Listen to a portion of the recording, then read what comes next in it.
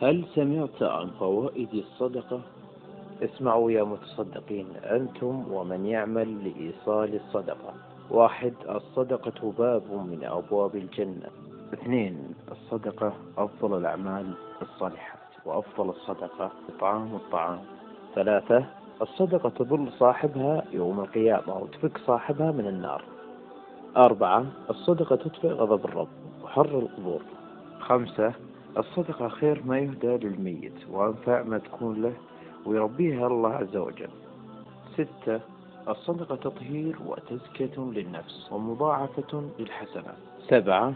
الصدقة سبب سرور المتصدق ونظرة وجهه يوم القيامة. 8. الصدقة أمان من الخوف يوم الفزع الأكبر وعدم الحزن على ما فات. 9. الصدقة سبب لمغفرة الذنوب وتكفير السيئات. 10. الصدقة من مبشرات بحسن الخاتمة وسبب لدعاء الملائكة. 11. المتصدق من خيار الناس والصدقة ثوابها لكل من شارك فيها. 12. صاحب الصدقة موعود بالخير الجزيل والأجر الكبير. 13. المنفقون من صفات المتقين والصدقة سبب لمحبة عباد الله للمتصدق.